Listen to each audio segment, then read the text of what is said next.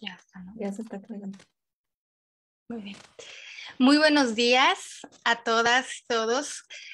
Bienvenidos a esta mesa organizada desde el Grupo de Estudios sobre Eurasia en torno al primer aniversario de las protestas de mujeres en Irán a raíz del asesinato de la joven Jina Mahsa Amini. Para este acontecimiento y rememorar un poco lo que ha ocurrido durante este último año, tenemos una mesa titulada Irán, voces disidentes en defensa de la vida y la libertad, un año de las protestas de mujeres. En esta mesa tenemos a 3 investigadoras que han seguido de cerca los acontecimientos durante este último año, a quien les doy la bienvenida y agradezco su tiempo y su presencia en esta mesa de diálogo. Para iniciar, voy a presentar a cada una de ellas en orden de participación. Inicio con la maestra Alejandra González Guerrero.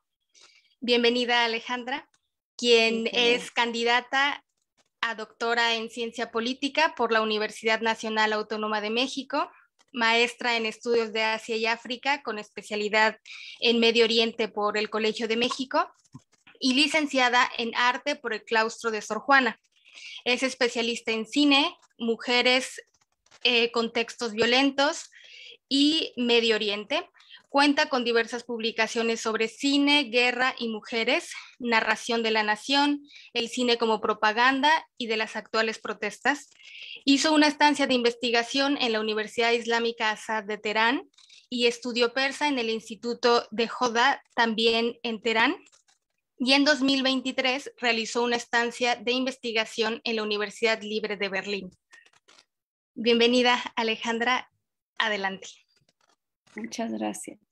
¿No me deja compartir la pantalla?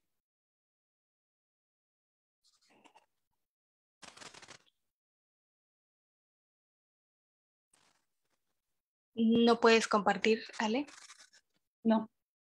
A ver, vamos a ver. Ya está. ¿Ya está? Vale, muy bien.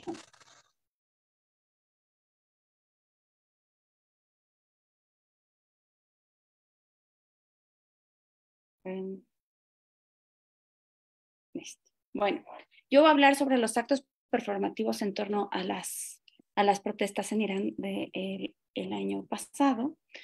Bueno, el movimiento de mujeres, las protestas del año pasado se centraron en las mujeres, pusieron las mujeres al frente, justamente porque la justificación para que comenzara todo fue el asesinato de una mujer.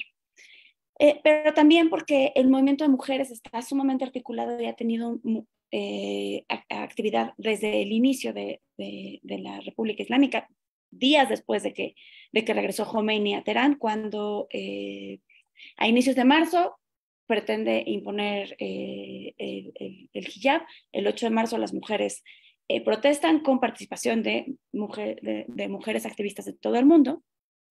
Pero hay 2 momentos muy importantes como símbolo del movimiento de mujeres. Es, bueno, evidentemente el 8 de marzo de 1979, pero después es la campaña por 1 millón de firmas y las hijas de la calle Engela.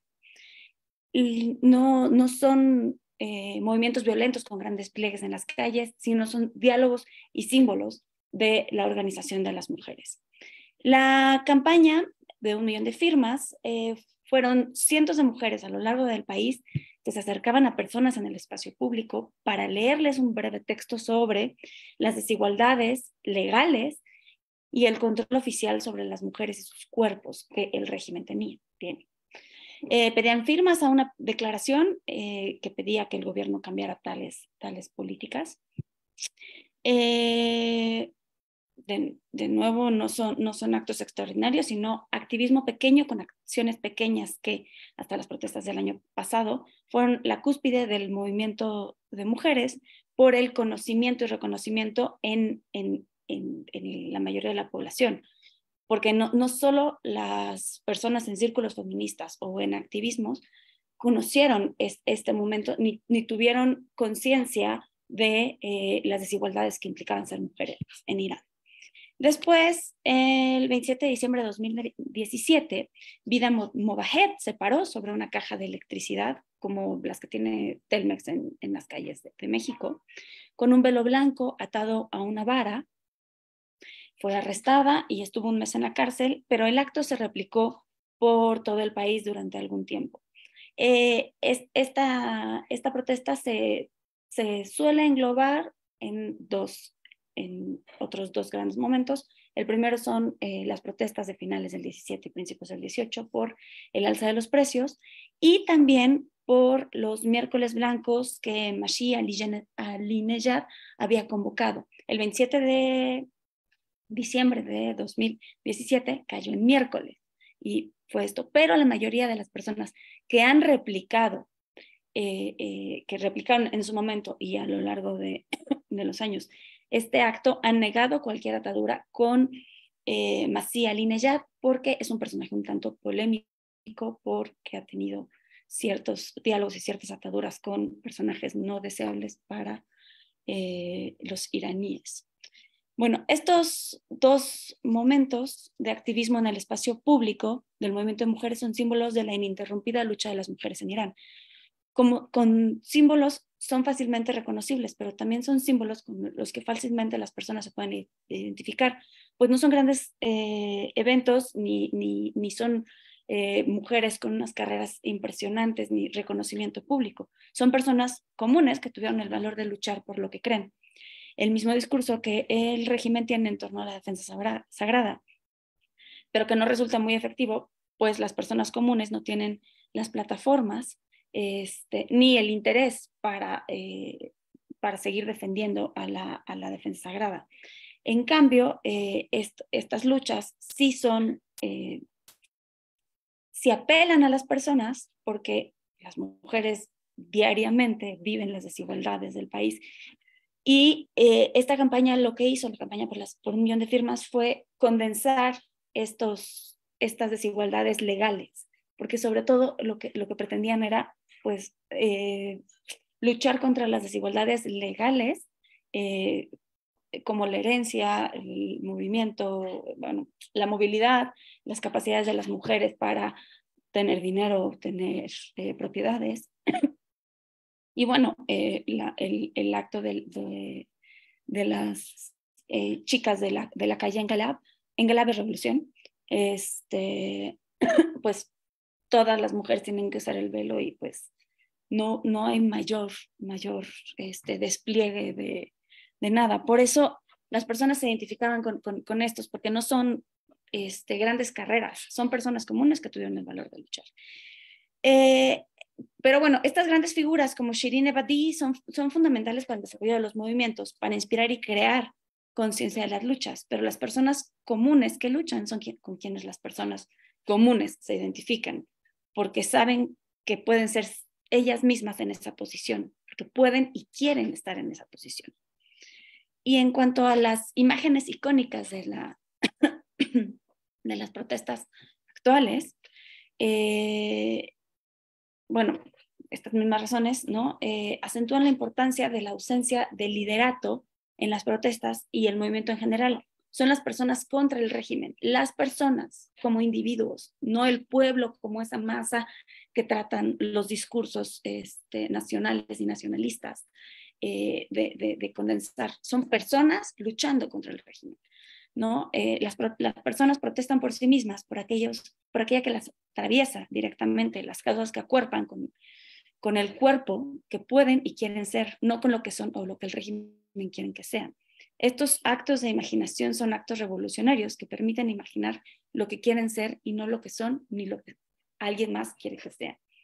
Las imágenes de protesta se pueden dividir en inspiración y recuerdos de ira, entre ellas esta Mahsa Amini viva y en el hospital, los padres de Mahsa Jina Amini abrazándose cuando recibieron las noticias.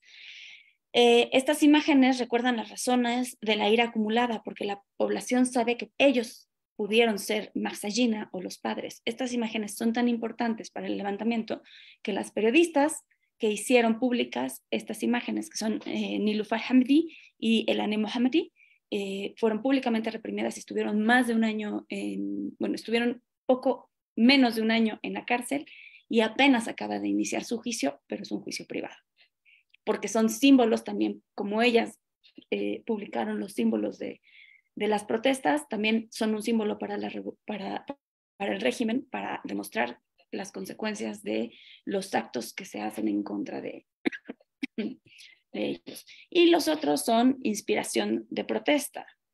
Son estas personas, simples personas que salieron a luchar y con quienes se identifican porque ellos, la población, desea tener el valor de hacer esto y por eso la población salió a protestar. Estas imágenes son mucho más orgánicas, por lo que el régimen, la única forma que tuvo para combatirlas fue cerrando el internet.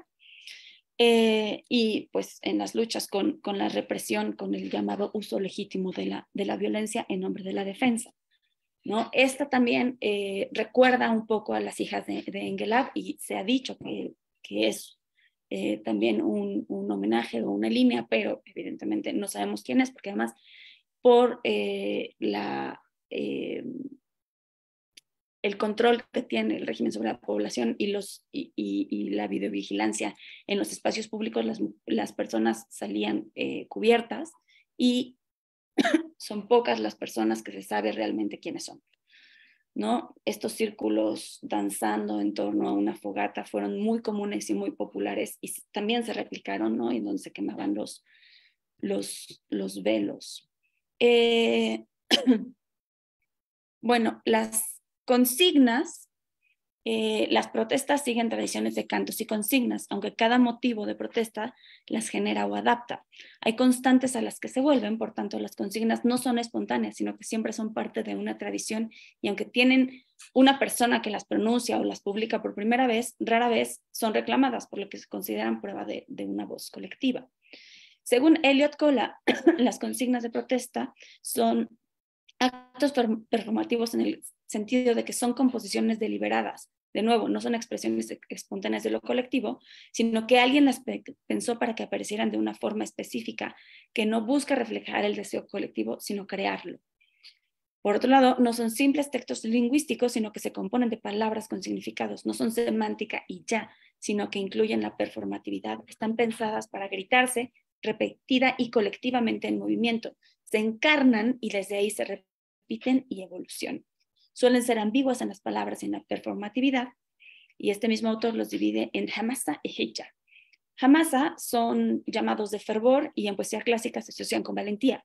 Fatemeh Shams agrega que son llamados a reunir y construir, que buscan mostrar cierta apertura al diálogo, son positivos y llaman a los valores de solidaridad y los grupos sin importar el origen ni la posición política. Hija, por otro lado, son insultos o improperios que en poesía se pueden considerar discursos de odio, pues tratan de dañar a su objetivo. Nombra al enemigo y coloca a quien pronuncia la consigna en posición agresiva en contra de él. Buscan atacar y destruir a este enemigo definido, por tanto niegan la posibilidad de diálogo. Una diferencia importante de las protestas del año pasado es que no fueron por una razón específica, como habían sido las protestas del 99, las protestas estudiantiles del 99 contra la censura o el movimiento verde contra un fraude electoral, las del 2018 por el alza de precios o la del 2009 por el avión que accidentalmente derribó el régimen. Estas protestas mostraban una oposición completa al régimen y a las diversas políticas. Además, las experiencias de Khatami y Rouhani demostraron que el reformismo no cambió nada, porque la reacción anquilosa aún más el control, la reducción de libertades y el acceso a los derechos. En parte por esta razón, durante la evolución de las protestas, las consignas se movieron de Hamasa a Hija. Y pues esto ocurrió tras la repetida decepción de la falta de receptividad de las autoridades, pues en lugar de buscar formas de cambio o adaptabilidad a las nuevas necesidades, anquilosan sus discursos y acciones para pretender demostrar poder y control, para mantener una idea de nación iraní que ya no existe popularmente, que esto está completamente condensado en los discursos en torno a la defensa sagrada, que es la guerra Irán-Irak. Como Narges Bayogli explica en Iran Reframe, las personas en el poder no solo no han sido capaces de adaptarse a los cambios, sino que han negado la posibilidad de que sea posible. Aunque por otro lado, durante muchos años, como señala Debashi, el régimen ha logrado engañar con pequeños cambios o guiños de cambios. Por otro lado, el cambio en las consignas de las protestas también son fondo, pues ya no es diálogo ni exigencia de cambios específicos, sino que cambios en absoluto. Lo que buscan es revolución. Al inicio de las protestas, las consignas eran Hamasa, ¿no?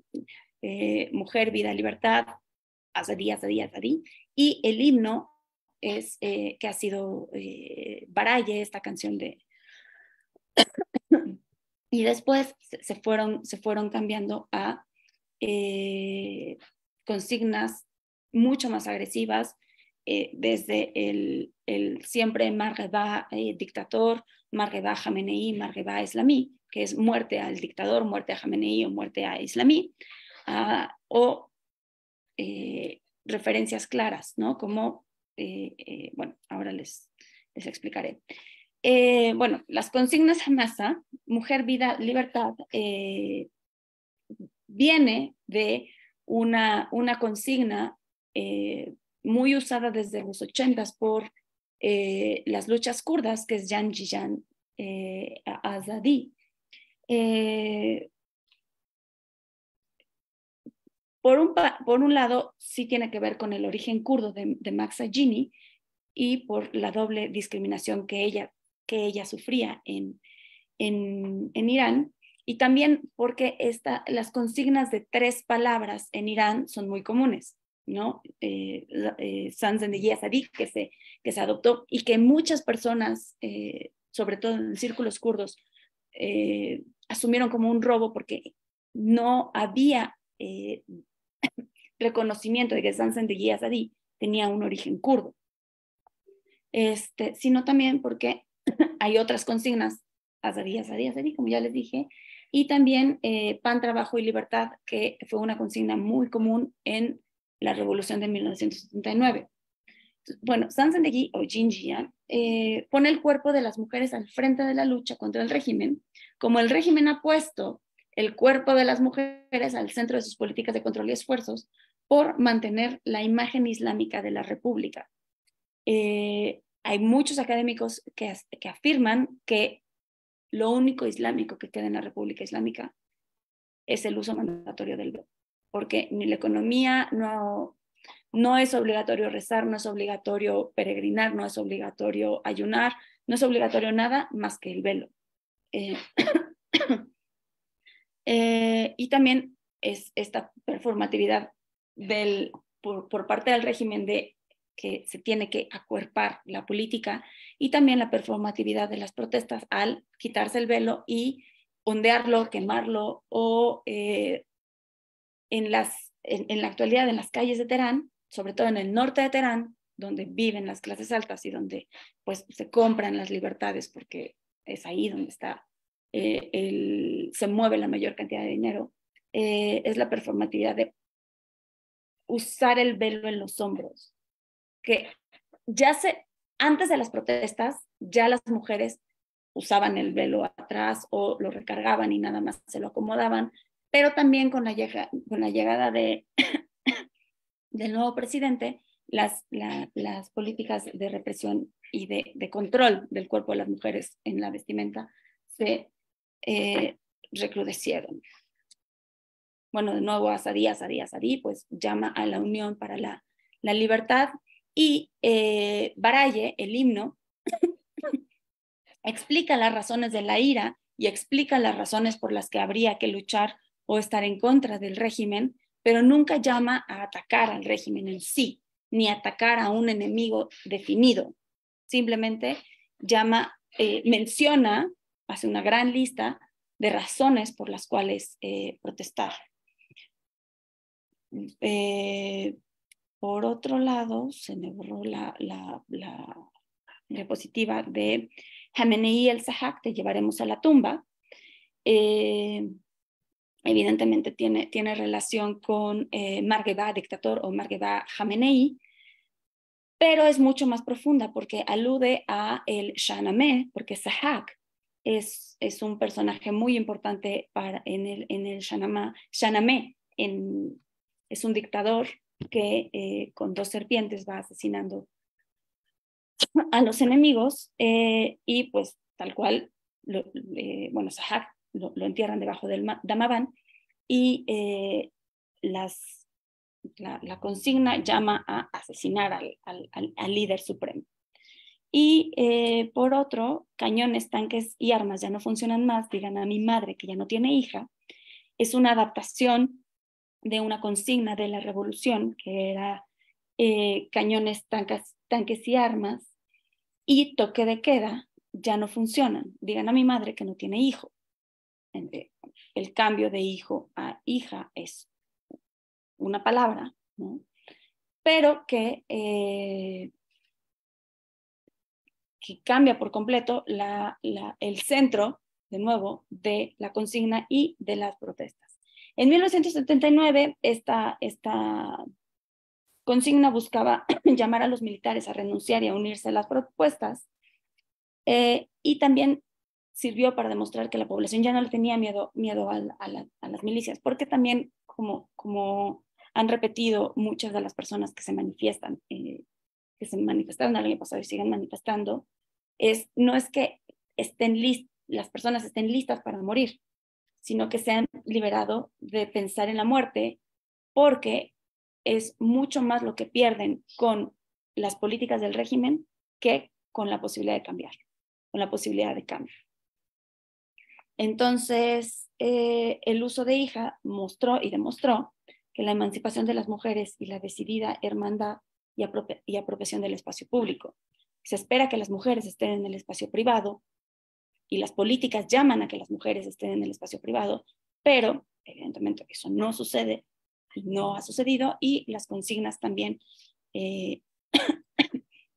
llaman a que esto no, o sea, recuerdan que esto no sucede y llaman a las mujeres que siguen en el espacio privado a que ya no sigan. Y bueno, también se ha dicho que estas protestas no son protestas como tal, sino es una revolución. Y también Fatemeh Shams recuerda que no todas las revoluciones triunfan y que esta es una revolución, aunque tal vez no triunfe, pero es una revolución en contra del régimen. Muchas gracias. Muchas gracias, Ale, por tu gran presentación. Sin lugar a dudas, el tema de la performatividad en las protestas sociales son un gran tema, o sea, es justamente la posibilidad de adentrarnos en todo este imaginario que nace derivado del descontento social, ¿no? Creo que hay muchísimo, has mencionado muchísimas cosas súper interesantes, el tema de las consignas, de cómo rescato esta parte, ¿no? De cómo encarnan, repiten y evolucionan justamente al calor, ¿no? De la agitación social. Muchas gracias, Ale, por tu presentación. A continuación, la doctora Maritza Espejel, voy a permitirme presentarla. Bienvenida, Maritza. Ella es doctora en Ciencias Políticas y Sociales con orientación en Relaciones Internacionales por la Facultad de Ciencias Políticas y Sociales de la UNAM. Ha participado en congresos tanto nacionales como internacionales. Ha hecho una estancia de investigación en la Universidad Autónoma de Madrid en los meses de octubre y noviembre de 2019. Ha hecho prácticas de campo en la República Islámica de Irán en diciembre de 2019. Cuenta con publicaciones en torno a la política interna y a las relaciones internacionales de Irán. Actualmente es docente en la Facultad de Ciencias Políticas y Sociales, imparte materias de la licenciatura de Relaciones Internacionales y del Tronco Común, y colabora en la coordinación de evaluación y seguimiento del programa de posgrado en Ciencias Políticas y Sociales de la UNAM. Además, es miembro de la Common Ground Research Network en la red de investigación sobre religión en la sociedad. Su reflexión del día de hoy se titula Los derechos de las mujeres iraníes en perspectiva, el impacto de las manifestaciones de septiembre de 2022 a un año del asesinato de Gina Mahsa Amini. Bienvenida, doctora Maritza, y el nombre completo de la doctora Maritza Espejel Pineda. Bienvenida. Muchas gracias, Cristina. Un gusto poder compartir esta mesa con mis colegas sobre este tema, ¿no? En particular, y sobre todo a un año de unos eventos tan importantes como fueron las protestas de hace un año. Como bien ya lo mencionó la moderadora, el tema de mi presentación el día de hoy es los derechos de las mujeres iraníes en perspectiva y el impacto que tuvieron las manifestaciones de hace un año.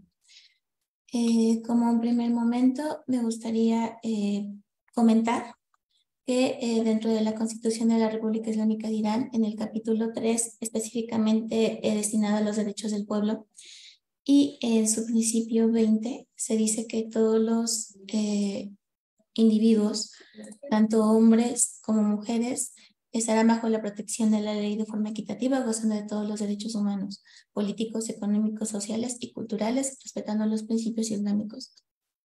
Sin embargo, pues finalmente esto simplemente se queda en el papel, porque la realidad es otra. La realidad es una realidad de discriminación, de no acceso a las mismas oportunidades que los hombres en varios ámbitos, como el trabajo, la educación, la familia y específicamente en el matrimonio.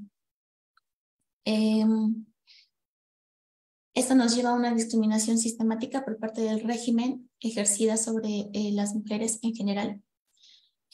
Una de estas partes más importantes y que se ha convertido en parte central de las protestas surgidas hace un año y que sigue siendo parte central a un año, son las leyes sobre el uso obligatorio del velo y que significa un estricto control sobre el cuerpo de las mujeres. El velo es obligatorio portarlo desde la Revolución de 1979. Se volvió una cuestión necesaria y bueno, forma parte del Código Penal desde 1983. Y las mujeres que violan o que incumplen estas normativas son sujetas a sanciones severas ante el incumplimiento, ¿no? Pero no simplemente está la cuestión del uso del velo y de las leyes que imponen su uso. Hay otras cuestiones que manifiestan o que se manifiestan ante esta discriminación y ante la violación de los derechos de las mujeres. Una de ellas es la ley sobre población, en la que se establece que las mujeres tienen que tener hijos, ¿no? Es como un punto central, una tarea primordial para las mujeres. En este caso se da una negación al acceso a la información sobre planeación familiar y salud sexual, es decir, ya hay una cuestión ahí de falta de información sobre métodos anticonceptivos, todo con el objetivo de que la mujer cumpla con el rol de madre para también en cuestión del aumento de la población de Irán se pueda cumplir. También impacta en el acceso a oportunidades de empleo, ya que uno de los puntos de estas leyes es que pues los empleadores dan preferencia a las mujeres con hijos. También tiene que ver con la cuestión del matrimonio temprano. Se sabe que para las niñas la edad mínima para casarse es de 13 años, ¿no? A diferencia de los hombres, que es de 15 años.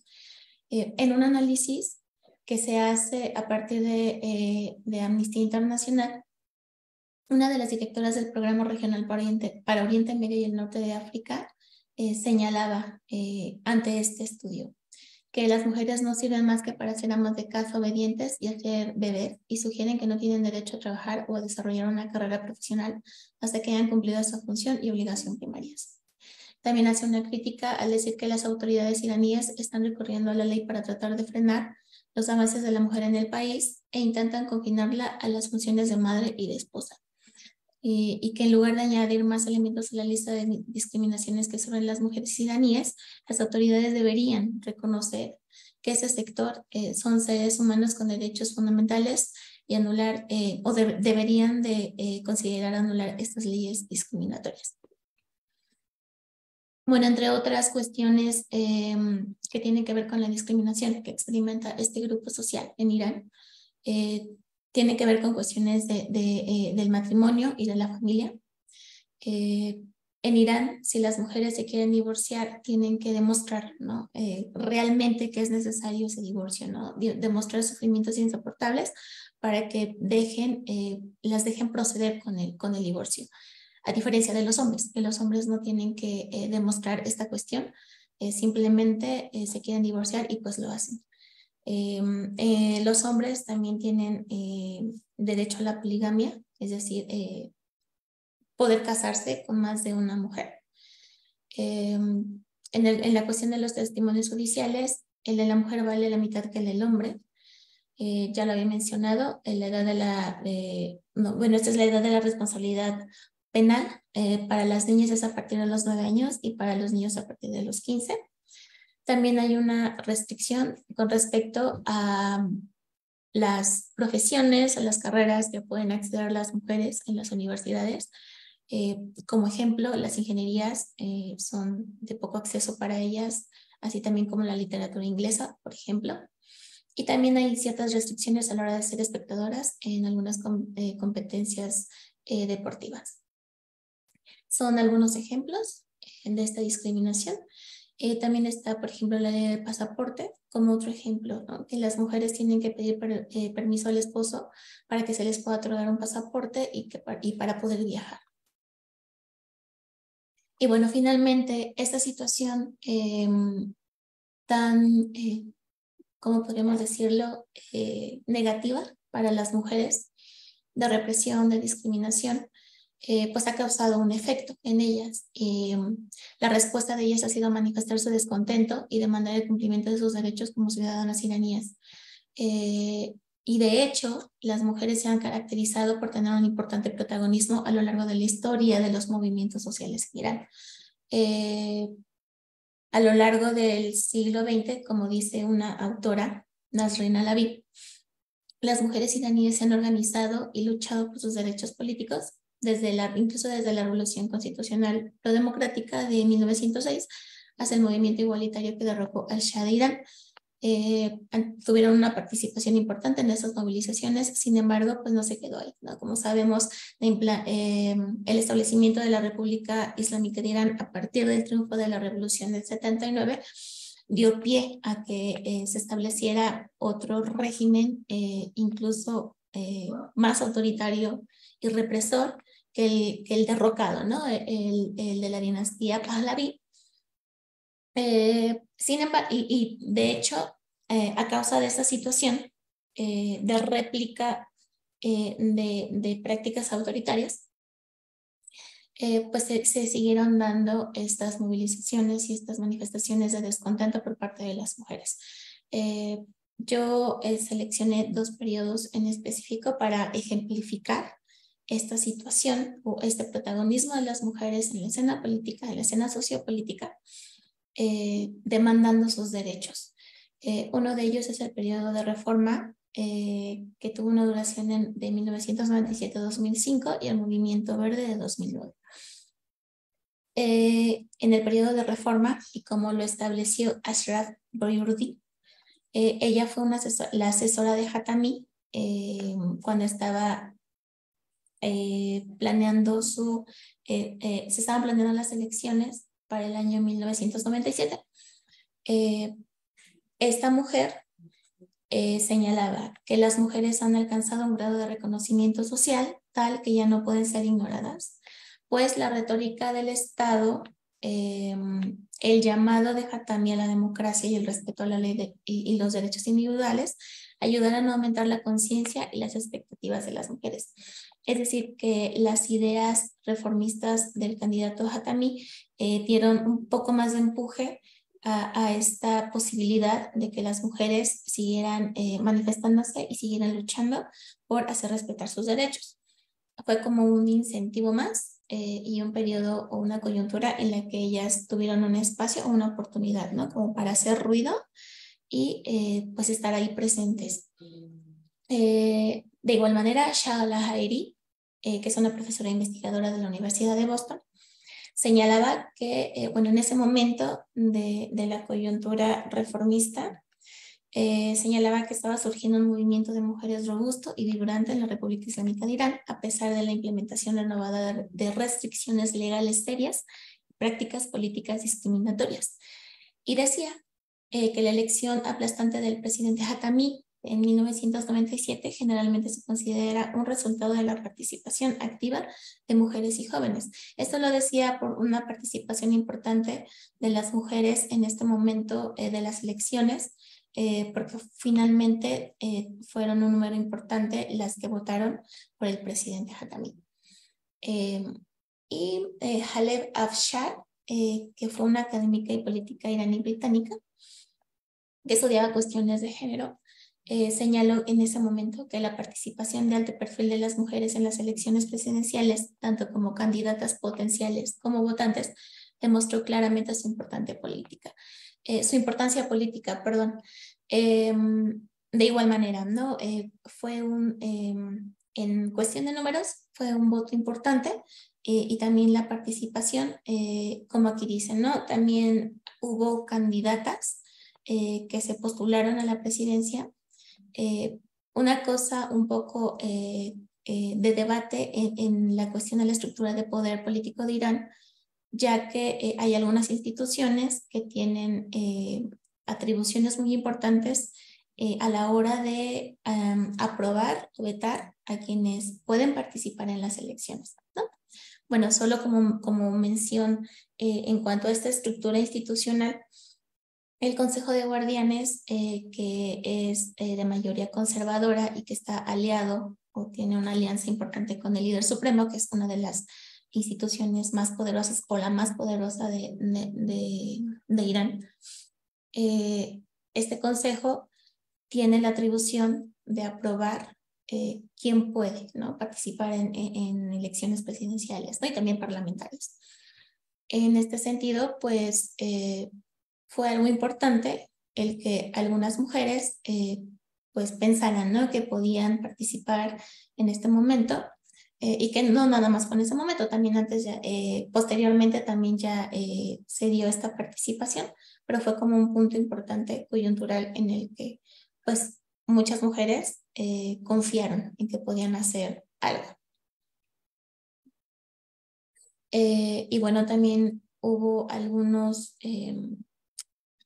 ámbitos a partir de los cuales las mujeres pudieron participar y hacerse oír. Esta movilización y la resistencia que mostraron en las mujeres se expresó también a partir de algunas agrupaciones sociales, por ejemplo, en algunas organizaciones no gubernamentales, que en este periodo específico, en el periodo de reforma, alcanzó un número de 500. O sea, un número muy importante con respecto a la participación, ¿no? Que se pudo dar. Y pues se les considera un recurso importante para dar a conocer el mensaje de las mujeres. Como ejemplos, está el Centro para la Defensa de los Derechos Humanos en Irán, que fue creado en 2002 por Shirin Ebadi, la abogada Shirin Ebadi y otros abogados. Y bueno, el objetivo de esta organización fue proporcionar asistencia a las familias de los disidentes políticos. Y también estuvo la organización no gubernamental Rahi, que significa camino, que fue creada en septiembre de 2004 por algunas abogadas, entre ellas Shahrizada, que fue una ensayista, periodista y defensora de los derechos humanos. Como uno de los principales objetivos de esta organización fue realizar una campaña por una ley contra la lapidación con el objetivo final de abolirla, no solo en el nivel interno, sino también en el internacional. Y bueno, también se dio un auge de revistas y diarios en los que se publicaban temas sobre mujeres y que tuvieron una circulación amplia. Un ejemplo de ellos fue la revista Sanán, Mujeres, pero pues hubo un número importante. Lamentablemente, el periodo reformista pues no tuvo, sí hubo algunos avances en cuanto a libertad de expresión, en cuanto a dar a conocer temas importantes. Sin embargo, no tuvo un impacto más allá, ¿no? Que en ese periodo, y que también sufrió muchos ataques por parte de las facciones conservadoras que estaban en el poder, ocupando las instituciones de mayor poder. Por ejemplo, el líder supremo o el que ya mencionaba, el Consejo de Guardianes, y que tienen un papel muy importante en la elaboración de las leyes y en cómo se maneja toda esa dinámica de poder en la estructura de poder. Entonces, a pesar de que hubo avances y de que hubo un impacto importante por parte de varios sectores, no nada más de las mujeres, por parte de periodistas, por parte de oponentes políticos, de grupos que se pronunciaban en contra del régimen o que estaban a favor de realizar algunos cambios a partir de la reforma del sistema. Ojo, no a partir de la reestructuración completa o de derrocar al régimen existente o terminar con el régimen existente e implantar uno nuevo. No, era simplemente reformarlo desde adentro. Sin embargo, no hubo un resultado importante porque pues las instituciones más poderosas siguieron ahí, ¿no? Como liderando todo este juego de poder, toda esta dinámica que está en la estructura de poder. Sí fue un momento importante con respecto al levantamiento de las voces opuestas al régimen y que pedían cambios, ¿no? Sin embargo, pues no hubo como un cambio realmente importante en ese momento. Pero bueno, se reconoce, ¿no? Que sí fue un momento en el que la acción de la mujer se pudo notar, ¿no? Y que estuvo ahí presente. Y bueno, el otro es el movimiento verde que fue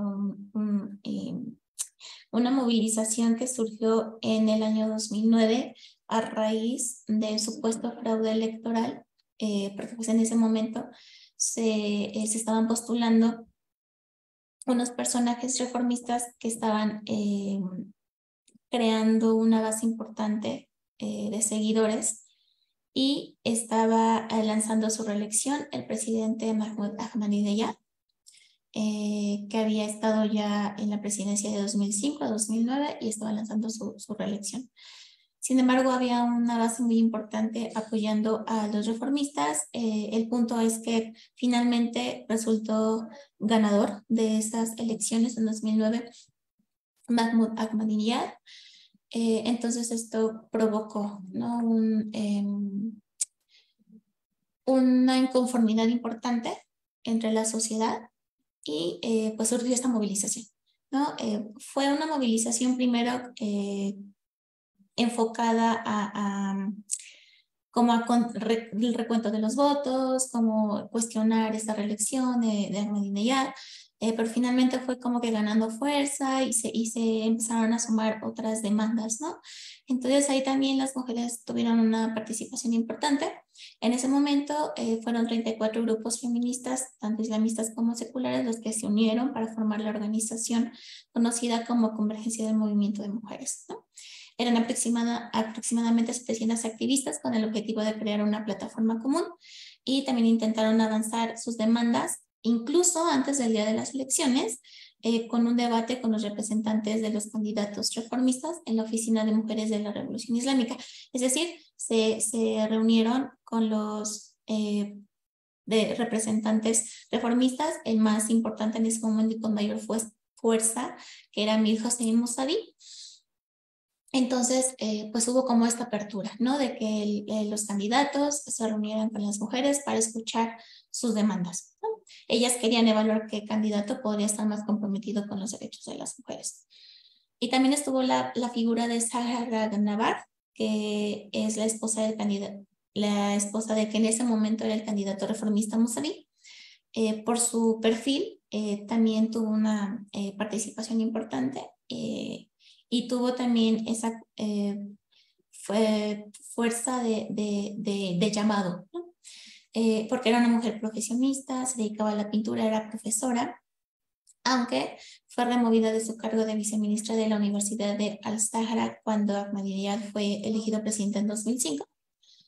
Pero bueno, en 2009 esta mujer acompañó a su marido al candidato reformista cuando se presentaba, ¿no? Cuando tenía presentaciones, y también se dirigía hacia las mujeres hablando sobre temas de género. Y bueno, pues se dice que la presencia de ella alentó a un buen número de mujeres para votar por Mousavi.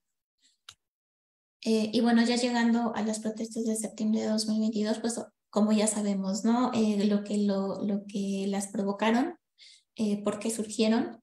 Sin embargo, pues estas protestas acabaron pocos meses después debido a la fuerte represión ejercida por el régimen. Lamentablemente, esta represión que sigue siendo una de las características más importantes del régimen iraní.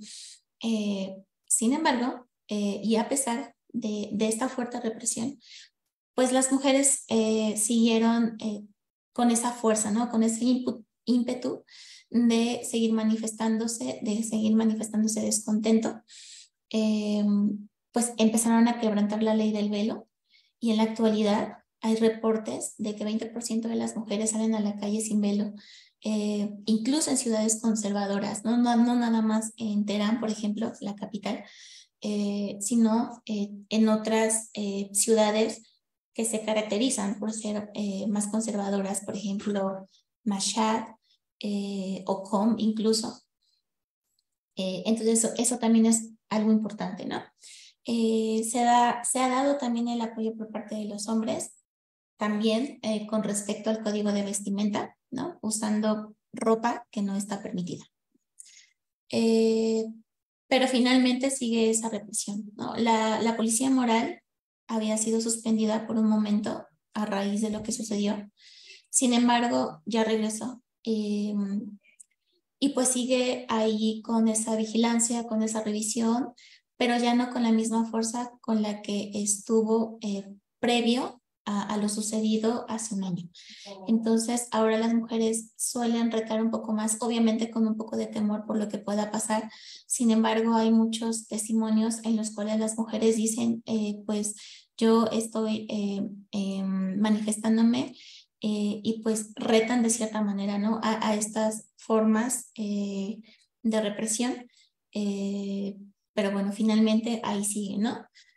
También se ha dado o se han establecido multas a los negocios que tienen a mujeres sin velo, por ejemplo, o también se ha dado la confiscación de carros de mujeres que no llevan el velo. Y pues recientemente se estableció el programa sobre el hijab y la castidad, en la que se establecen nuevos castigos a las mujeres que no lleven el velo, que van desde multas de 500 a 1.000 millones de reales, también penas de prisión más severas, hasta 10 años, ¿no? Y también se estableció el uso de reconocimiento facial para identificar a las mujeres que incumplan la ley sobre el código de vestimenta, específicamente el uso del hijab, lo cual es una acción también pues reprobable, ¿no? En este sentido de un mayor control, de una mayor represión ante estas manifestaciones o estas estrategias de manifestación en contra de la represión del régimen. Pero bueno, hay que aceptar también, y es innegable, que el régimen está también experimentando una época en la que ya no tiene la misma legitimidad que tuvo en el momento en el que se estableció o en los años posteriores, por una cuestión generacional. Hace rato mencionaba que, por ejemplo, en las ciudades más conservadoras también se están llevando a cabo este tipo de demostraciones en contra del régimen, como el ya no usar el velo, ¿no? Y es más que nada por esta cuestión generacional de una importante población de jóvenes que ya no tienen esa herencia de la revolución del 79, de generaciones anteriores que todavía defendían, ¿no? o creían en los principios que llevaron a la revolución de ese año y al derrocamiento de la dinastía Pahlaví. Ya hay nuevos ideales por esta cuestión, ¿no? Ya están muy desprendidos de esta época histórica y pues quieren algo mejor, ¿no? Algo nuevo. Y sí ya se pide un cambio radical del régimen, ya no como fue en el periodo de reforma, que el periodo de reforma lamentablemente, como decía hace un momento, pues ya queda rebasado. Pero en este momento las nuevas generaciones son un nuevo reto, ¿no? Para el régimen. Y creo que eso es algo de lo más importante y de lo que quisiera rescatar, ¿no? Que en este momento sí hay una represión importante, instrumentos nuevos de represión, pero finalmente la población ya no es la misma que apoyó el establecimiento de la República Islámica. Y bueno, pues eso sería todo. Perdón por el tiempo y muchas gracias. Al contrario, muchas gracias a ti, Maritza. Ha sido un gran recorrido el que nos has hecho justamente para identificar estos esfuerzos de reforma sostenidos en el tiempo y los retos que enfrenta la población entera en Irán. Y para cerrar esta mesa, me permito presentar a la maestra Iraís Fuentes Arzate, quien es doctoranda en estudios feministas en la Universidad Autónoma Metropolitana, maestra en Relaciones Internacionales por la misma institución y licenciada en Geografía por la UNAM. En 2019 realizó una estancia de investigación en la Universidad Ferdowsi de Mashhad en la República Islámica de Irán. Entre 2018 y 2019 realizó una estancia académica en el Centro de Estudios de Asia y África del Colegio de México, institución donde ha impartido el seminario compartido Geopolítica Crítica, Teoría y Casos de Medio Oriente, y se desempeñó como ayudante de investigador entre 2020 a 2022. Es coordinadora del proyecto Nuevos Horizontes Teórico-Metodológicos para el Estudio de la Geopolítica Regional del Seminario de Estudios Críticos en Geopolítica, Espacio, Dominación y Violencia de la Facultad de Filosofía y Letras, proyecto de investigación del que es miembro permanente. Es integrante del Grupo de Estudios sobre Eurasia, GESE, y actualmente es profesora de asignatura en la Facultad de Filosofía y Letras y en la Facultad de Ciencias Políticas y Sociales de la UNAM, donde imparte el curso de Medio Oriente. Bienvenida, maestra Iraís. Adelante. Muchas gracias, Cristina, por la presentación. Muchísimas gracias también a mis colegas, mis queridas amigas, a Alejandra Guerrero y a Maritza Espejel por unirse también a estas reflexiones en torno al primer año de las protestas de la revolución en Irán, y que ya bien nos han comentado tanto como Ale como la propia Maritza. Muchas gracias también a ti, Cristina, y por supuesto a todo el equipo del GESE, especialmente a nuestra querida coordinadora, Jacqueline Briceño, pues que ha estado detrás de toda la organización de este evento. Y pues bueno, sin más, me voy a permitir compartirles mi presentación ahora, y les voy a hablar un poco a propósito de algunas reflexiones a propósito de este primer año de protestas en Irán. Y bueno, yo he titulado mi participación Reclamar la vida, a partir de la reivindicación del duelo público, mujeres y las vidas lloradas en el contexto actual iraní. Y bueno, como primera instancia me gustaría comentarles un poco a propósito de Judith Butler, que es de donde estoy partiendo para hacer esta reflexión.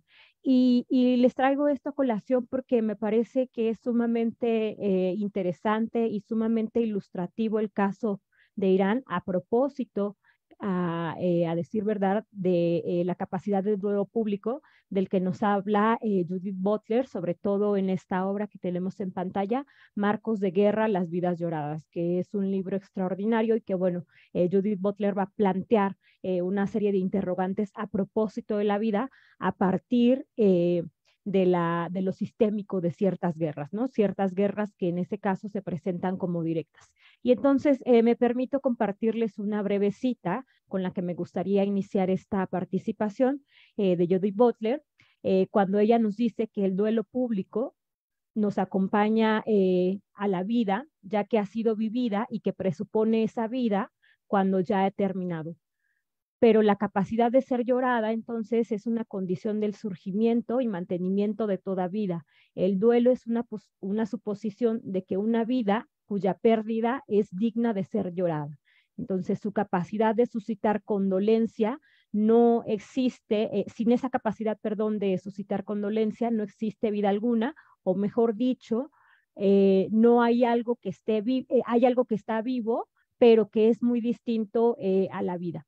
Y en este sentido, me parecía sumamente interesante traer esta bueno, cita y toda esta obra de Judith Butler, porque justo como nos dice ella, el duelo público alberga esa capacidad tan amplia de reiterar y de reproducir los marcos de reconocimiento de lo que significa una vida vivible, ¿no? Y entonces la pérdida de una vida cuyas condiciones de precariedad se consideran mínimas, pues claro, va a suscitar una serie de indignaciones, una serie de emociones, incluso de dolor que va a atravesar justo, o que se va a utilizar más bien a la sociedad civil para generar una especie una especie de transgresiones, una especie de movimiento de lo que suscita eso.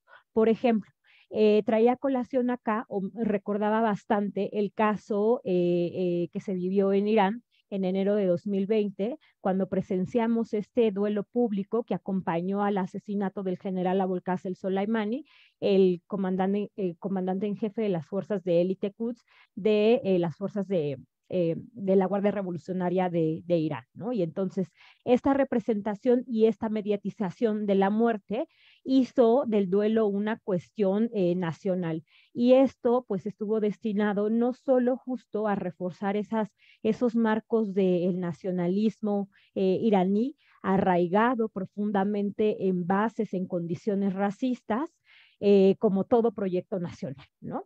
Pero sobre todo este duelo público de Abolqasem Soleimani nos recordó y puso en evidencia la representación de aquellas vidas que sí merecen ser vividas, ¿no? Y que por tanto también merecen ser lloradas, que son vidas que es reconocida como tal, en tanto que esa pérdida pues involucra todo un duelo, ¿no? Que es merecedora justo de este dolor público, no así con lo que pasa con los sujetos, las sujetas, pues que cesan cada día a causa de la violencia, en este caso estructural y directa, pero que desafortunadamente terminan convirtiéndose en simples cifras, ¿no? Y con ello pues se está abstrayendo sus identidades y por lo tanto se está poniendo frente a la mesa y además se está reiterando esos marcos en donde nos está diciendo que esa pérdida de esos sujetos en concreto pues no suscita ninguna indignación, ¿no? Y entonces acá, nuevamente trayendo a colación a Judith Butler, ella nos dirá entonces que son esos sujetos cuyas vidas no son reconocidas como tal, porque no merecen justo la capacidad de ser lloradas, ¿no? Porque su pérdida incluso ni siquiera significa eso, ¿no? Una pérdida de una vida porque no hay un reconocimiento dentro de esos marcos de que esa vida sea vivible y que sea leída dentro de los marcos gubernamentales biopolíticos como tal, ¿no? Y es el caso, acá me acordaba, de los feminicidios, ¿no? Que es un proceso, un acontecimiento desafortunadamente sistemático en nuestro país y cuyas cifras alarmantes pues siguen pues creciendo, siguen inflándose sin embargo, pues estas no son acreedoras de ser vidas que se signifiquen o que se lean como vivibles, ¿no? Y entonces, nuevamente traigo a colación la cuestión del duelo público, porque por eso me parece en un primer momento que ha sido tan relevante, ¿no? Que este duelo público, a partir del asesinato de esta mujer kurda iraní de 22 años, Jina Mahsa Amini, el 16 de septiembre de 2022, a manos de las fuerzas de seguridad del Estado iraní, que causó tan indignación que las protestas, las manifestantes especialmente, pues se reapropian de esta potencia, de esta capacidad que tiene el duelo público para exigir libertad, pero sobre todo para reivindicar justamente la vida, ¿no? Pero no cualquier vida, porque la vida no es en sí misma, sino la vida de una mujer que además es kurda, una mujer que además de ello es joven y de clase media baja, ¿no? O sea, quiero decir, una vida que dentro de esos marcos no sería reconocible como una pérdida, ¿no? Sin embargo, pues esta es la potencia que alberga esa lucha transgresora cuando hacen de su asesinato y claro, de su velorio, pues todo un proceso de duelo público. Y entonces acá no solamente está puesto sobre la mesa esa capacidad del duelo público, sino también y sobre todo el cuestionamiento mismo de los marcos de reconocimiento sobre las vidas y la precariedad misma que le atraviesa, ¿no? Esa precariedad que moldea, que la constituye y que hace de este acontecimiento, de este proceso revolucionario que pues todavía hoy atraviesa Irán en la actualidad, deja de ser un asunto exclusivamente local o una cuestión nacional y se vuelve más bien un asunto sistémico, un asunto estructural que atenta justamente contra esa lógica del exterminio de la vida en el que se sustenta, pues claro, ¿no? La reproducción misma del sistema capitalista patriarcal y más aún en su vertiente neoliberal. Entonces, reitero o vuelvo a traer a colación a Judith Butler, porque ella es muy ilustrativa a propósito de esto cuando ella nos dice que cuando leemos las noticias sobre esas vidas perdidas que a menudo, se nos dan en cifras y que estas, bueno, se van repitiendo y se van inflando cada día y esta repetición pues parece interminable, ¿no? Y entonces acá Judith Butler se pregunta qué se necesita entonces no solo para aprender de aprehensión, vaya, sino también para hacer que dicha aprehensión en ese sentido, en este sentido, pues coincida con una oposición tanto ética como política de las pérdidas que genera esta guerra, ¿no? Pero una guerra sistémica que acarrea justamente el funcionamiento mismo del sistema. Entonces, el asesinato de Jina Mahsa Amini, pues pone sobre el debate, pues esta problemática estructural nuevamente, ¿no? Sobre la vida y por eso es tan fuerte y tan potente la consigna de la que ya nos hablaba Ale hace un momento, a partir de mujer, vida, libertad, ¿no? Esa vida que está en el centro del debate, que está en el centro de la lucha y que por tanto nos recuerda el carácter de lo político de la vida misma, ¿no? Esto nos recuerda, por supuesto, que la vida no es esencial, que la vida no se sostiene por sí misma y con ello también se reivindica ese carácter precario. Es decir, que esta condición compartida justo de la vida humana y no humana, que reivindica su finitud y también su vulnerabilidad. Entonces, esto nos dice, o en otras palabras, sería que las vidas son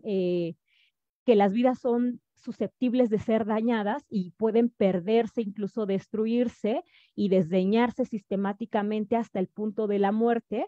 Y eso nos reivindica también que la vida depende de otras, una vida depende de otras para sostenerse. Es decir, que la vida no se sostiene por sí misma, sino que se necesitan condiciones tanto económicas como políticas para sostenerla. Y a este respecto, recordaba a propósito las palabras del sociólogo iraní Asef Bayat, perdón, cuando dice a propósito de estas protestas que esta revolución le llama como un momento de reclamar la vida misma, ¿no? Y entonces, por mucho que el régimen actual haya intentado controlar los cuerpos de las mujeres como estos sujetos que son incorpóreos, tal como justo ya nos relató muy bien Maritza en su ponencia, pues este levantamiento, esta serie de protestas, esta revolución, pues ha develado en muchos sentidos que ya no pueden considerarse a las mujeres en específico, pero a los sujetos en general, ¿no? Como entidades periféricas, ¿no? También entonces esto está aludiendo a a esa vitalidad de estos enredos corpóreos de todos los géneros y de los cuerpos marginados en todo el mundo y no nada más en Irán. En este caso, ¿no? Estamos ejemplificando o estamos poniendo a colación el caso iraní, pero que esto está enmarcado dentro de toda una lógica, justo, ¿no? O sea, volviendo a traer la palabra, de enmarcar, que también Judith Butler desarrolla muy bien a lo largo de este texto. Y bueno, también acá está reivindicando la cuestión y la potencia de la interseccionalidad, ¿no? Que esto nos va a permitir complejizar las relaciones de poder e incluso darle ese reconocimiento a esas configuraciones corporales que no entran dentro de esos marcos hegemónicos de lo que significa un cuerpo y una vida vivible, ¿no? Habitable. Bueno, y entonces comentarles que esta cuestión del duelo público que se convierte en una cuestión incluso nacional, pues se ha llevado a cabo también por la propia sociedad civil, lo cual me parece sumamente importante, con este movimiento, esta revolución que claro, ¿no? Tiene como estallido el asesinato, el anuncio del asesinato de Jina Mahsa Amini el 16 de septiembre, pero que se ha extendido de manera sumamente importante a lo largo de todo el país y claro, ¿no? O sea, con la participación, si bien está liderado por mujeres, con la participación de diferentes sectores de la población. Es así entonces que esta es la potencia, por lo tanto, de esta revolución o de esta rebelión actual, porque acá reside la desestabilización que ha planteado hacia el propio gobierno, hacia la propia estructura de la República Islámica, pero no solo eso. Me parece a mí que una de las cuestiones más importantes de este levantamiento, de esta revolución o rebelión, es por los propios marcos de reconocimiento, ¿no? El reconocimiento y esa jerarquización, esa segmentación de lo que significa los sujetos, los cuerpos y la vida, que por supuesto, ¿no? Al ser una cuestión esencializada, se desdibujan y se invisibilizan las relaciones de poder que lleva pues en sí intrínseca. Y me gustaría también mencionar que si bien la cuestión del duelo público es tomado o tiene una mayor fuerza a partir del asesinato de Jina Mahsa Amini. Lo cierto es que también se han tomado otros casos para darle fuerza a este movimiento, ¿no? Y entonces también se ha reconocido la vida, las subjetividades de otras víctimas que ha traído o que pues sí ha cobrado justo esta represión brutal por parte del Estado iraní, como los casos de los adolescentes que tenemos en pantalla, ¿no? Empezando con Nikosho Karami, que era una adolescente de 14 años que fue asesinada, desaparecida primero y asesinada presuntamente a manos de las propias fuerzas de seguridad, en tanto que participaba en estas protestas. Sarinma Esmailzadeh, también una adolescente de 14 años, que el año pasado y de igual forma, pues es arrebatada su vida por participar en estas manifestaciones en diferentes ciudades del país. También está el caso de Afra Panahi y de este adolescente Abulfazá Adinezadeh, también, ¿no? Que forma parte de todos estos asesinatos sistemáticos que ha hecho, que ha perpetuado el propio régimen iraní en un momento o en un intento desesperado de sofocar por cualquier vía, pues toda estos levantamientos. Y entonces se unen nuevamente a toda esta cuestión del duelo público, porque la cuestión aquí es que no se quedan en cifras, no se trata de, claro, es que el régimen ha cobrado alrededor de 500 vidas, la represión, sino que estos sujetos tienen cara, tienen rostro, hay un reconocimiento de la existencia y de la propia vida de estos sujetos. También comentarles rápidamente a propósito de estos dos casos, el menor, Kian Pirfalá, que era un niño de 9 años que fue asesinado en un tiroteo por las fuerzas de seguridad del gobierno iraní a propósito también de las propias protestas, lo cual generó una indignación sumamente amplia, ¿no? Importante por parte de la sociedad iraní al tratarse de, pues, un menor literalmente, ¿no? Un niño de 9 años que, bueno, ¿cómo puedes hacerle partícipe de toda esta violencia, ¿no? Y también la sentencia cumplida de pena de muerte de este hombre, Mohsen Shekari, que fue declarado culpable supuestamente por el delito de odio contra Dios por participar también en estas manifestaciones contra el régimen y que, bueno, se han convertido en estos casos emblemáticos de la reapropiación, reitero, del duelo como una forma de protesta y a su vez, claro, ¿no? De la reivindicación de la vida. Reiterando, ¿no? Porque no están permitiendo que estos sujetos no sean leídos dentro de los marcos de reconocimiento de la vida, sino todo lo contrario. Si bien los marcos de reconocimiento, que son sistémicos, no les leen, no son reconocidos como vida, lo cierto es que la fuerza del movimiento actual es que todo este movimiento sí los está reconociendo, les está dando un reconocimiento a partir de lo popular. Como para ir comentándoles unas breves cuestiones a propósito de la represión, pues claro, ¿no?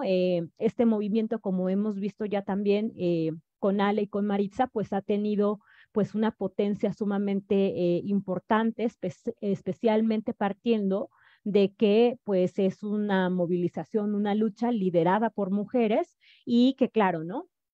Las fuerzas de seguridad lo que han intentado pues es reforzar la represión por todos los medios a fin de colapsar toda esta serie de protestas que están transgrediendo el orden establecido. Entonces, va desde esta represión que se ha extendido a lo largo ya de todo un año y a lo largo también de todo el país, pues van desde disparos de munición reales con gases lacrimógenos, cañones de agua, golpes, tortura, violencia sexual, desafortunadamente, las penas de muerte, que son casos también cada vez más recurrentes por parte de las sentencias que dicta el Poder Judicial.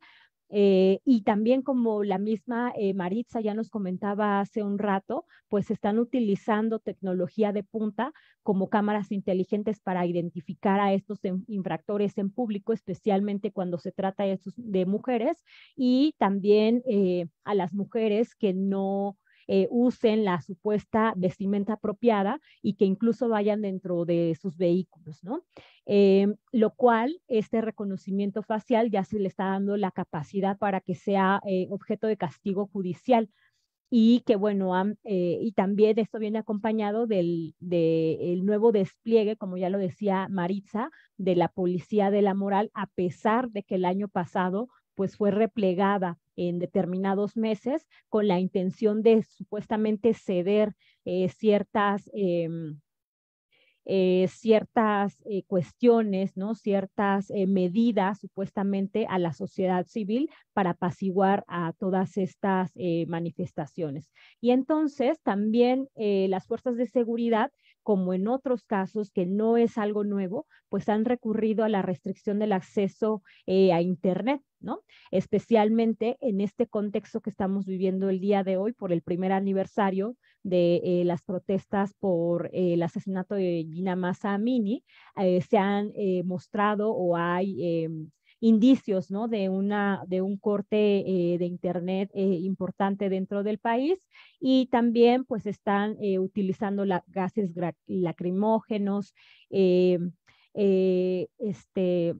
disparos con municiones reales. Se ha desplegado incluso también con mayor fuerza la milicia paramilitar de los basillíes, ¿no?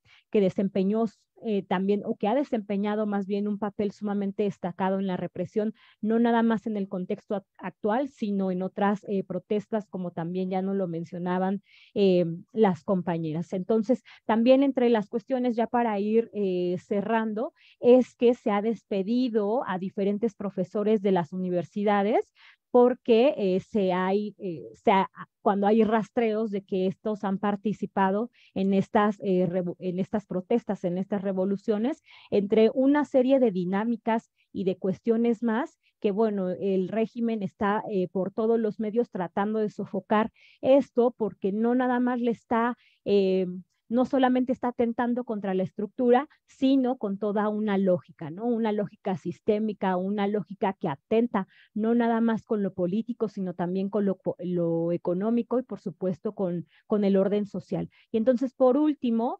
comentarles que si consideramos esta revolución como una parte de un devenir, en estos últimos 12 meses, pues se ha producido toda una transformación completa de esas relaciones corporales, ¿no? Y también del propio imaginario colectivo de todas estas multitudes que se han manifestado.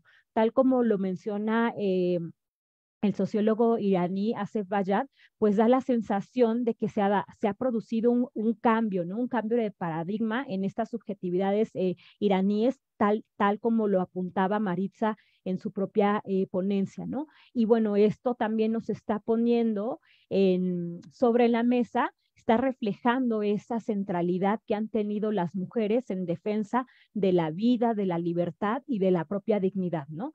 Que se relaciona mucho más ampliamente con la propia concepción de la dignidad humana, también y a partir sobre todo del reconocimiento y la defensa de la vida. Bueno, pues yo le dejo ahí y muchas gracias. Muchísimas gracias, Iraís, por tu intervención. Sin lugar a dudas, ha sido una gran aportación al debate y me recuerda claramente que las claves que nos comparte todos los escritos de Judith Butler son fundamentales justamente para entender no solo en este caso Irán, sino toda la región de Oriente Medio, de Medio Oriente, que justamente ha sido tan vulnerada, ¿no? Y en donde se ha puesto en tela de juicio esas vidas y el valor de lo humano, ¿no? Y de esas vidas que lamentablemente pasan desapercibido y que al final tienen una historia y un rostro, ¿no? Detrás de pues estas pérdidas. Tenemos una pregunta en Facebook que me gustaría plantearla aquí a todas, por si alguien quiere responder. Alitzel nos pregunta si es posible compartir algunas novelas o poesía en torno a las múltiples dimensiones de este tema que se han presentado en esta mesa. Y también pregunta, el año pasado, comenta Litzel, hubo muchas reacciones de apoyo a las protestas en otros países en el mundo. ¿Cuál ha sido la respuesta de los gobiernos, la sociedad civil y de las mujeres en los países de la región? Esta es una pregunta en el Facebook y yo tengo un par de cuestiones que me gustaría ahondar. Me parece que la maestra Alejandra iba a tener que retirarse en algún momento. Podemos iniciar si les parece bien con ella. Y para Alejandra tengo Me gustaría saber o ahondar un poquito más cuando nos comentabas sobre las consignas y de cómo se han radicalizado o al inicio tenían un, digamos, un tenor o un matiz y después terminaron o cambiaron a ciertas expresiones más fuertes, ¿no? De pedir la muerte a ciertas personalidades. Ese cambio de consignas que obviamente obedece justamente, como nos los compartías, a ese clamor, ¿no? Popular de nombrar y de buscar transformación, obedecía a algo en el terreno, es decir, el clamor a nivel de consignas sí era hasta cierto punto congruente o respondía a la potencia o la capacidad de la propia movilización. Claro, es difícil decirlo en cifras porque pues en este caso es algo muy reciente, pero si consideras que había una cierta relación directa o solo fue como algo más, digamos, dicho desde el altavoz, pero que no aterrizaba en la población, y también saber si había cuál era la naturaleza de estas movilizaciones, si se integraban a más personas, ¿no? A nivel de jóvenes, si es algo más intergeneracional o si era en su mayoría de mujeres únicamente, ¿no? Para poder mirar estos matices, ¿no? Para la doctora Maritza, me gustaría justamente si nos podría compartir en estas, digamos, dificultades que nos enumeraste de lo que viven las mujeres y los retos que enfrentan. A raíz de estas movilizaciones, ¿ha habido un cambio a nivel legislativo que podamos recuperar y que podamos ver como justamente un reflejo de todo este esfuerzo colectivo, o es escaso, ¿no? O sea, podemos remitirnos a algún cambio que en la ley, digamos, en el papel, permita que las mujeres puedan ampararse en justamente un código constitucional. Ha habido un cambio en ese sentido. Y finalmente, para Iraíz, sin lugar a dudas, el tema de la precariedad. Justamente Judith Butler lo dice en una de sus obras, me parece que en el de Alianza Política, Cuerpos Aliados, algo así. Menciona justo que la precariedad es una condición impuesta, ¿no? O sea, una condición que se impone desde fuera para desmovilizar o para mantener como en ciertas condiciones a alguna población específica. Esta relación entre precariedad y marcos de reconocimiento, ¿crees que de entrada haya una relación directa, ¿no? Es decir, tiene que ver las condiciones que atraviesan a ese sujeto para ser reconocido o no? De hecho, en tu exposición ya casi nos dabas la respuesta. Si es así, ¿de qué forma ha agrietado, digamos, estas protestas populares, esos marcos de reconocimiento, y qué tanto, qué haría falta para que se mantengan flexibles o se mantengan agrietados, ¿no?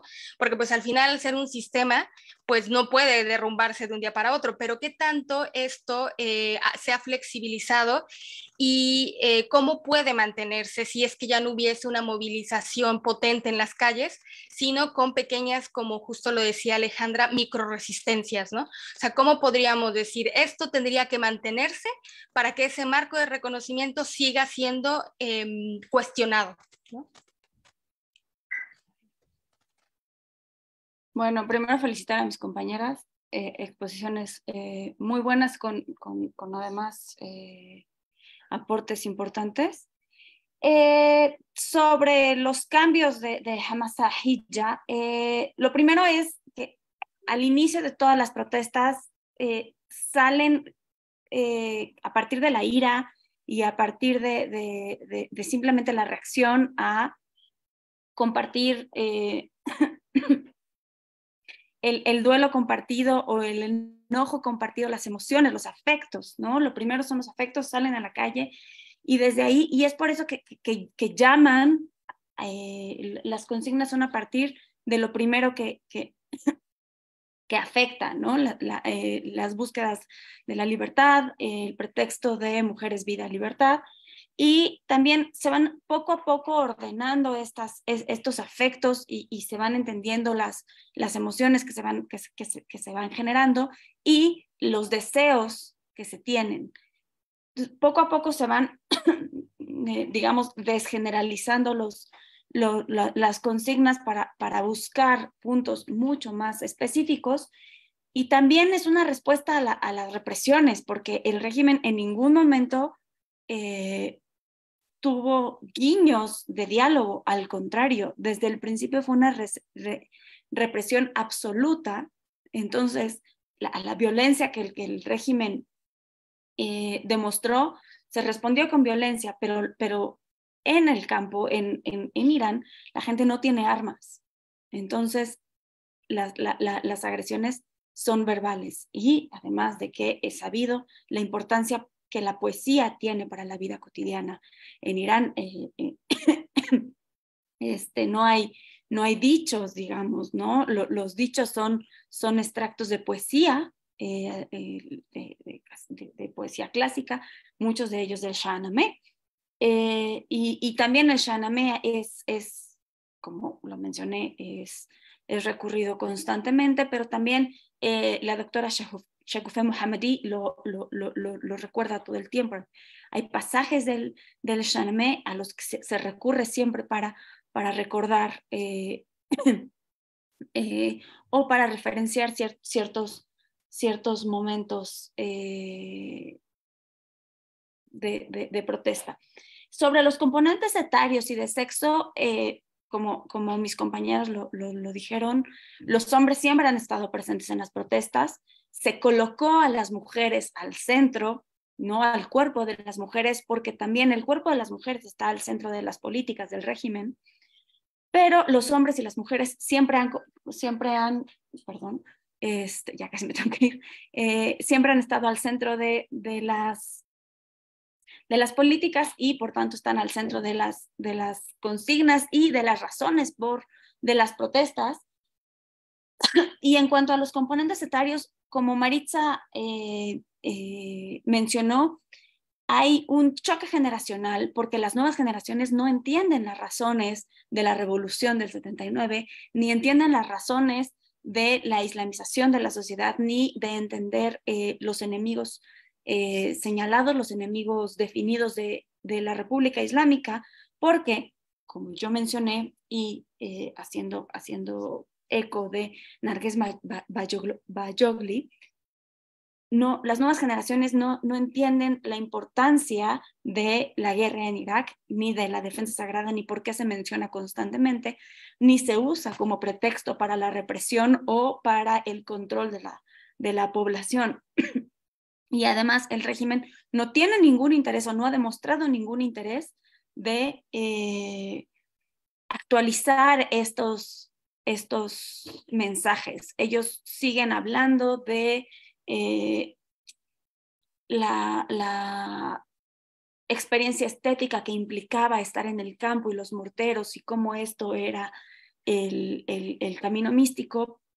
A las nuevas generaciones no estuvieron en el frente, no le interesa y no le es reliable estas referencias. Entonces, pues sí hay, claro que hay apoyo de las generaciones más que sí vivieron la revolución y la guerra, pero son principalmente los jóvenes. Y además Fatemeh Shams menciona a la generación TikTok. La generación TikTok ya no tiene miedo, que contrario a, o sea, que son la generación Z, ¿no? Los millennials, la generación X y más grandes, tienen mucho miedo al régimen, pero lo que Fatemeh Shams nombra, generación TikTok, no tiene miedo a morir, y por eso salieron a las calles y tomaron las calles, y solo la represión los hizo volver. Y justamente, nada más para terminar, poesía que hable sobre esto, Fatemeh Shams. Muchas gracias, Alejandra, por tu respuesta. Voy a agregar una pregunta de Felipe Medina, quien agradece a las conferencias, les agradece por sus conferencias y sus participaciones. Pregunta, ¿cómo observan y analizan la correlación de fuerzas en Irán en torno a las mujeres que apoyan el sistema? Esta la dejo por si alguna quiere mencionar algunos aportes. Ok, bueno, creo que a mí me habías hecho una pregunta sobre los avances en cuanto a en cuanto a leyes, mejoramiento en el ámbito legislativo, lo que pueden hacer en el ámbito del Parlamento para la mejora de las condiciones de las mujeres en cuestión de leyes. Como un ejemplo, yo ya había mencionado que en el periodo de Hatami se hicieron o se intentaron llevar a cabo proyectos de ley que mejoraran la situación de varios sectores, entre ellos el de las mujeres. Pero bueno, en este caso el ejemplo que yo quiero poner se refería a la Ley de Protección de la Familia, y la propuesta que hizo el Parlamento, fue el Parlamento en ese momento, el Majlis, que estipulaba incrementar la edad del matrimonio a 16 años, como la edad mínima de matrimonio para las niñas. Sin embargo, en ese momento el Consejo de Guardianes vetó ese proyecto de ley. También lo había mencionado durante la exposición, que aquí en la dinámica de poder o en la estructura de poder político, el juego de las instituciones es muy importante en este sentido, y fue una de las razones por las cuales no avanzó de manera muy satisfactoria el proyecto reformista, dado que el Parlamento, que su principal tarea es el de la creación de las leyes.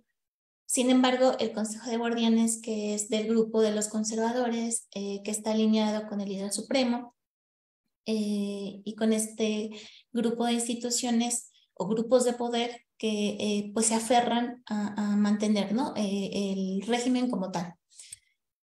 Entonces, este Consejo de Guardianes tiene la facultad de vetar las leyes con base en el principio de la incompatibilidad con la ley islámica. O sea, el Consejo de Guardianes tiene la tarea de velar porque todas las leyes promulgadas cumplan con esta ley islámica. Y de acuerdo con sus parámetros, ellos dijeron, este proyecto de ley en el que se sugería aumentar a 16 años de edad mínima para el matrimonio para las niñas no cumplía con esa compatibilidad. En ese sentido también hay, porque ahí hay un juego entre el Consejo de Guardianes y el Majlis, el Parlamento, ¿no? Ahí como que el Majlis crea, o el presidente también propone, y el Consejo de Guardianes dice, no, esto no pasa, o sí pasa. Sin embargo, a veces había muchos conflictos con esta cuestión de la incompatibilidad con la ley islámica, y también estaba la cuestión del interés del Estado, ¿no? Como tal.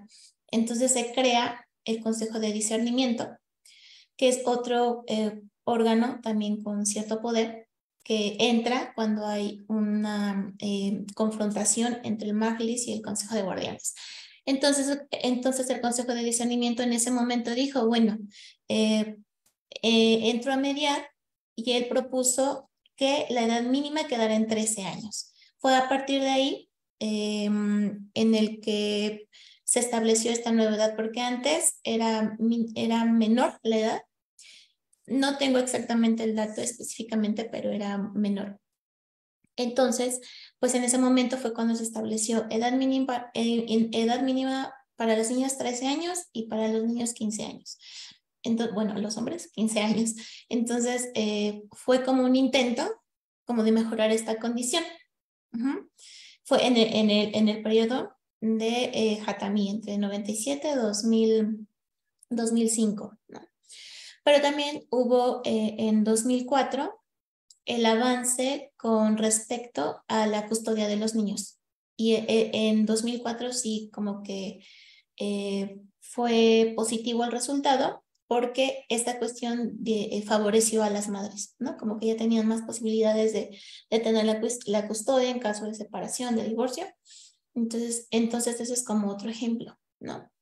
Y ya como último dato o ejemplo, en septiembre de 2022, Hatami propuso, en esta cuestión de la dinámica que les digo, que el Consejo de Guardianes puede vetar leyes, pues Hatami dijo, es un freno muy importante para todo lo que yo quiero hacer. Entonces, en septiembre de 2022, propuso frenar el poder de supervisión aprobatoria de este Consejo, una atribución que tiene desde 1991 con amplios poderes, porque ya desde antes en su creación, pues ya tenía esta facultad, pero ahora ya era como ampliaba su poder de vetar las leyes.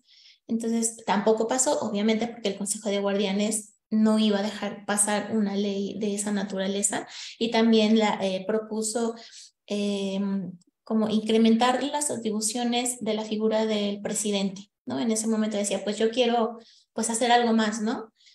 Finalmente, pues ninguno de los dos proyectos pasó, ni el de frenar el poder de supervisión y veto del Consejo de Guardianes, ni tampoco incrementar las leyes, ¿no? Eso puedo decir, ¿no? Como ejemplos de esta situación, que hay como muchos frenos a nivel institucional y de estructura política. Y no sé qué otra pregunta estaba como... Muchas gracias, Maritza. Sí, voy a también mencionar una pregunta de Montse Mendoza, que realiza por el Facebook. Celebra esta mesa y felicita a todas las ponentes y pregunta cuáles son las resonancias actuales de la rebelión, es decir, qué dirección parece seguir esta búsqueda de reconocimiento e inserción en cuanto a la represión parece seguir extendiéndose. ¿Cómo es que las organizaciones civiles aún se sostienen o pueden llegar a protegerse? La dejo ahí también por si alguna, terminando la intervención de Iraís, quiere retomar ya sea esta o la pregunta de Felipe, que tenía que ver con las mujeres que apoyan al sistema y cómo está la correlación de fuerzas al interior del país. Adelante, Iraís. Sí, gracias, Cris. Bueno, pues muchas cosas que decir a propósito de eso. Voy a tratar de resumirlo. Primero, claro, ¿no? Esa cuestión o esa condición de precariedad que no es precariedad. Precariedad es como la cuestión inherentemente bueno, inherente a la vida, que una vida es finita, ¿no? Que una vida se acaba y que necesita sostenerse de otra, pero la precariedad, como lo menciona Butler, son cuestiones políticas y por supuesto, ¿no? Los marcos de reconocimiento dependen justamente de esta precariedad. En el sentido de que aquellas vidas que se constituyen con condiciones como de menor, por decirlo de alguna forma, menor precariedad, quiero decir, o sea, con condiciones tanto políticas como económicas, como necesarias para sostener esa vida, o sea, hablando como en términos sumamente simples, de privilegio, ¿no? Privilegio de raza, de clase, de género, podemos entenderlo por ahí. Claro, ¿no? Ahí hay un reconocimiento de que esa vida, pues es reconocida como tal, como una vida vivible y por lo tanto que merece o que es acreedora de ser llorada, de un duelo a partir de la pérdida de la vida misma, ¿no? Porque es una pérdida en todo su amplio sentido. Pero en tanto la precariedad estructura, jerarquiza y demás, ese reconocimiento no está dado a esas vidas, ¿no? O sea, a partir de condiciones económicas, políticas, no hay un reconocimiento como tal de que esa sea una vida y por lo tanto no es susceptible de generar una pérdida, vaya, ¿no? Entonces, claro, está sumamente relacionado la precariedad con los marcos de reconocimiento, pero el hecho de que no sean reconocidas esas vidas como tal, no significa que no sean necesarias. Por supuesto que son necesarias. Incluso esa precariedad es necesaria para sostener esas vidas vivibles. Porque para empezar, o sea, ¿cuál es el punto de referencia a partir del cual pues se establece que esa vida sí vale y la otra no? Y segunda, que materialmente se sustenta de la precariedad de una para que otras vidas no tengan que tener esas condiciones como degradantes de vida, ¿no? De trabajo y demás, justamente a partir de la explotación, ¿no? de la violencia de la otra misma. Entonces ahí hay una relación dialéctica, vaya. Y entonces esto que preguntabas también al último, Cris, se me hacía bien interesante de cómo estos marcos se han flexibilizado a partir, bueno, de todas estas protestas y cómo hacerlo para mantener, ¿no? Para mantener ese reconocimiento. Bueno, primero pone estas protestas, han puesto sobre la mesa como la cuestión, por supuesto, de género, pero también de etnia, de religión, de raza y demás, ¿no? Estamos hablando que Gina Mahsa Amini se trata de una mujer kurda, ¿no? Y entonces ha quedado patente en los medios de comunicación y en todo el mundo que esas comunidades, esos grupos minorizados, pues sufren de una violencia mucho más aguda que ese imaginario nacionalista, ¿no? Persa, de cierta religión, bueno, de religión musulmana, chiita, duodecimana, ¿no? O sea, que hay una serie de jerarquizaciones dentro de la propia República Islámica de Irán, que el nacionalismo se sostiene de eso y que por lo tanto hay que voltear a ver a esas comunidades minorizadas y cuáles son esas condiciones específicas de las que han sido sujetas y sujetos de violencia durante años, ¿no? Durante décadas. Entonces, incluso ha salido muchísimo la cuestión nuevamente de la zona de las sociedades kurdas dentro de Irán, que es un tema que en relación, o sea, sí, o sea, como en comparación, por ejemplo, con el caso kurdo de Turquía, el caso kurdo de Siria, el caso kurdo iraquí, se ve bastante minorizado, ¿no? Es muy invisibilizado, es menor incluso la importancia que se le da a estas comunidades, a estos grupos. Entonces lo ha sacado, lo ha puesto en el debate, lo cual me parece sumamente interesante que la misma población, la sociedad civil, que haya un reconocimiento, ¿no? De que hay una diferencia estructural entre unos y otros. Lo cierto es que si bien lo ha puesto sobre la mesa, no se han generado cambios como para sostener esa grieta, ¿no? De la que hablas, Cris. Esa grieta que ya se ha formado a partir de ese grito revolucionario, ese grito transgresor de los marcos, es muy fácil, es sencillo que se vuelva a cerrar porque, por ejemplo, no se han establecido, como bien lo dice Maritza, como edictos, leyes, ¿no? Incluso pronunciamientos que vayan a favor de estas sociedades, de estas comunidades. Y en tanto esto no se está institucionalizando, o sea, esa grieta es muy fácil, ¿no? Que esa brecha que se cierre nuevamente. Entonces, claro, ¿no? Aquí hay una pues tarea sumamente relevante en presionar justo a este propio gobierno iraní de que haya un reconocimiento oficial, ¿no? Legítimo de la violencia y de sujetos vivibles, vaya, de estos a los que han minorizado, a las y los que han minorizado histórica y sistemáticamente. Y me voy a tomar unos minutos así para comentar o tratar de responder esta pregunta que nos hacías, Cristina, a propósito de esta correlación de fuerzas en Irán en torno a las mujeres que apoyan al sistema, ¿no? Bien interesante eso, porque efectivamente, ¿no? Han salido grupos de mujeres distintas que pues apoyan abiertamente al gobierno, ¿no? Eso no significa que no tengan críticas contra el propio gobierno porque estas sujetas tienen su propia agencia, ¿no? Tienen sus propios intereses, objetivos y no son un espejo de los objetivos del propio régimen, pero sí hay un apoyo abierto a la estabilidad y a la estructura de la propia República Islámica, ¿no? Y entonces es importante, por supuesto que sí, eso nos evidencia una generación, un grupo de personas que así como hay formas contestatarias, también hay formas de reivindicación política dentro de Irán. Quiero decir con esto que no se trata de un movimiento homogéneo. Por supuesto que hay contradicciones, hay polarización, hay enfrentamientos incluso, lo cual me parece importante en el sentido de que ese debate no está cerrado, ¿no? Sino que hay toda una incluso una reciprocidad en cierta forma en cómo se van a ir manejando esas políticas, esas exigencias a los propios gobiernos.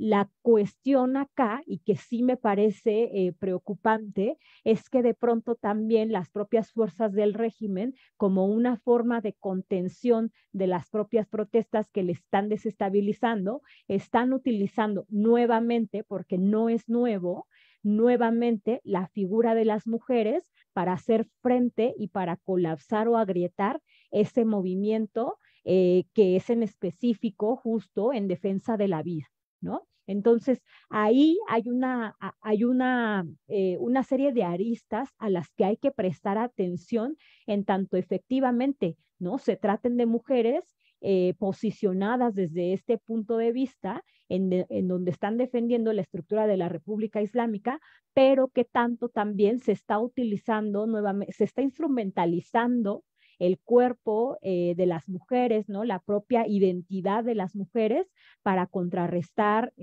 o no estas protestas. Y bueno, le dejo ahí.